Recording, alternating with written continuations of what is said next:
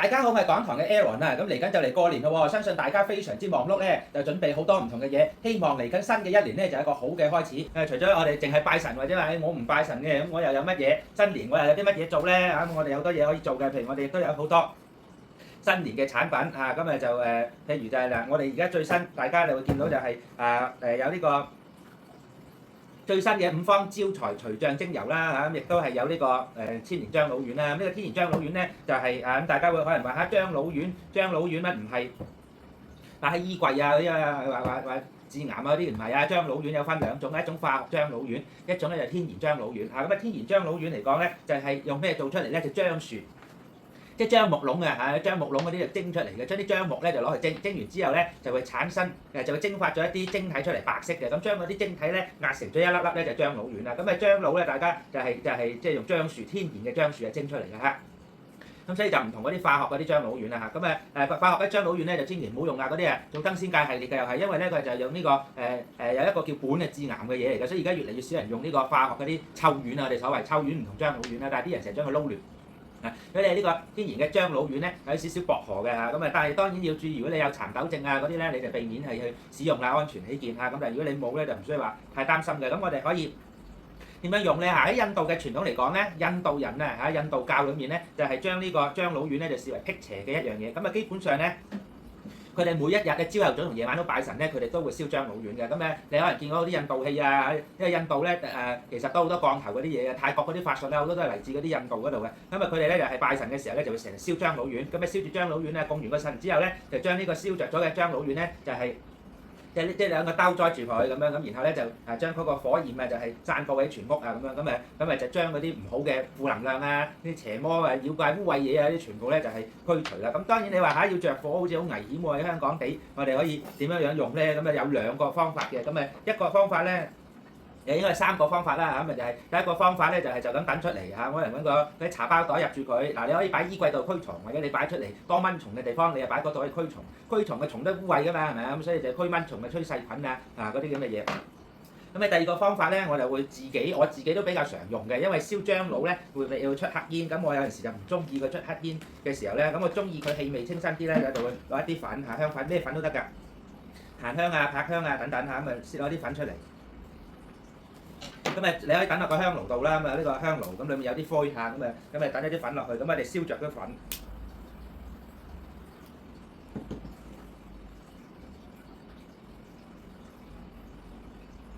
係啦，燒着啲粉，有啲人都會成日咁樣淨化空間啦，你可以點？其實大部分香都係淨化空間嘅。近排有新聞就講緊咧，就係有人大掃除有啲小朋友吸咗啲千年嗰啲污糟嗰啲真菌啊，然後咧搞到個腦一個窿咁真菌感染。其實點香係可以殺霉菌嘅。咁所以咧屋企大掃除咧，你大掃除前後咧你都點下香啊，都係 O K 嘅。而家就燒着咗呢個香粉啦，燒着咗呢個香粉之後咧，就咁將呢個樟腦丸放喺呢個燒着咗嘅香粉。佢嗰個香粉咧就會將嗰個樟腦丸咧就煨就會發出啲好薄荷清涼嘅味道嘅嚇。咁當然啦，咁大煙你當然要保持屋企空氣流通啦，唔係叫你閂實晒門窗咁樣做啦。你開窗啊，而家天氣仲係涼，你開窗啊，甚至你話唔開得窗開抽氣扇啊，嗰啲都可以嘅嚇。你咁樣咧就可以拎住佢，可以盯住佢行勻全間屋，周圍都係分下間屋啊，喺廁所角落啊、櫃啊，分下佢啊，將嗰啲毛菌霉菌啊，所謂大家成日都話要淨化，有咩嘢淨化咧？就其實係細菌啊、霉菌、真菌啊嗰啲咁嘅所謂污穢嘅嘢。古代咧就乜鬼嘢都話污穢，因為佢睇唔到嘛。而家有顯微鏡就知咧嚇。你可以就拎住呢個嘢行勻全屋去分下佢嚇，清潔前後你都分下佢，減少嗰啲真菌咧，因為大掃除咧搞到周屋都係啦嚇。如果你屋企有陣噏味啊，去旅行去耐咗，你都可以用呢個方法㗎，係點香先得嘅。你嗰啲咩其他嗰啲咩噴啲咩空氣清新劑啊，都辟唔到嗰啲味嘅嚇。呢個就係你咁樣就係將樟腦嗰啲揮發咗出嚟咧就係喺唔同嘅空間係去撥過去，咁就可以殺菌㗎啦。當然你話呢排真係好唔聚財啊，非常之麻煩啊，你可以燒樟腦丸嘅。當然你小心火種啦，有火就危險啦，尤其是下年啦嚇。所以咧好簡單，樟腦丸本身好容易着嘅，一點就着㗎啦嚇。就嗱點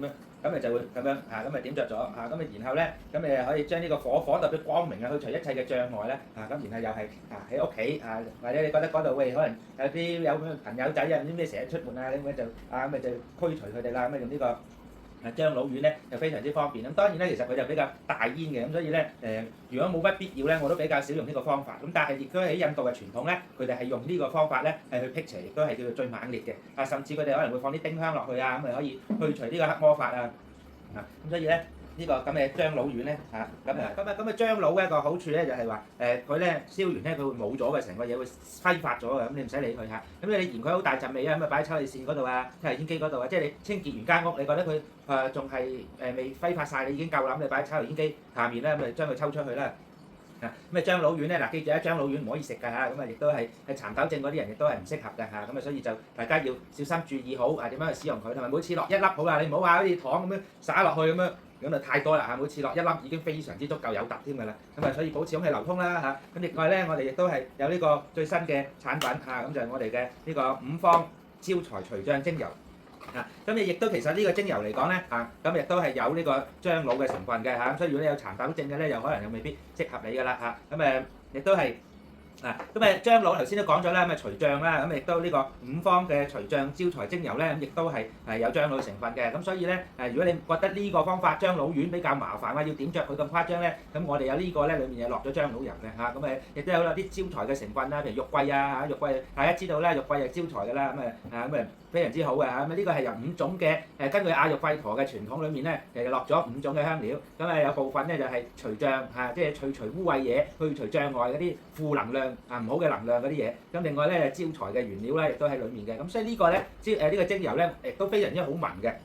即係只要你係冇呢個蠶豆症嘅，基本上就冇乜問題㗎啦。咁你呢個精油記得係滴落呢個擴香木嗰度就唔係搽上身嘅，因為我有其他產品譬如嗰啲沉香油、檀香油嗰啲可以搽上身嘅，係我哋叫 Attar 咁就唔係一般啲精油，咁呢啲係一般嘅精油。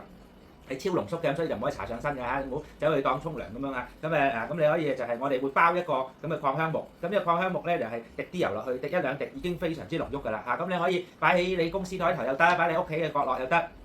1、2滴已經非常之濃郁㗎啦，咁佢已經可以去到就話淨化你空間啊、殺菌驅蚊蟲啊、殺細菌啊亦都係好舒服嘅氣味啊，咁可以呢個招財招人緣啊，咁唔係法術嘢嚟㗎嚇，記住我唔係搞法術嘅，我只係用天然大自然嘅能量，用唔同嘅草藥係就係帶俾大家，因為其實大家知道咧做香咧，我哋做香咧就係用唔同嘅草藥達到唔同嘅效果，咁所以呢啲係用我哋天然嘅草藥嘅精油製成嘅有5種喺裡面咁所以咧亦都我特登揾翻呢個5個花瓣嘅花送俾大家做滴擴香木咁除咗做精油我就咁滴落擴香木咧，亦都一個幾有趣嘅建議咧，就係你可以將呢個咧，譬如你屋企有供燈嘅有油咁你滴落個供燈油嗰度啦。當然你要注意你嘅供燈油係天然唔係化學嘢啦。咁第二咧就係你可以甚至係拖地大掃除嚟緊咁拖地嘅時候抹嘢你個果桶水都可以落一滴落去，咁亦都係將成間屋咧令到佢香噴噴，又可以殺菌因為裡面亦都有丁香咁樣咁可以殺菌丁香係殺菌除障辟穢好犀利嘅，咁所以你亦都係滴一滴去拖地你唔係洗地水不過令到佢有香味，亦都係殺菌咁所以呢個精油嚟講咧，亦都係近期嘅大熱咁希望呢個影片播出咗之後，大家都買到啦。我盡量喺新年之前補到幾多補到幾多，補唔到就新年之後再入貨啦咁呢個我哋自己溝嘅咁所以就都係我哋係做嘅咁所以就揀選咗最靚嘅精油然後溝俾大家一個盒咧呢啲咧就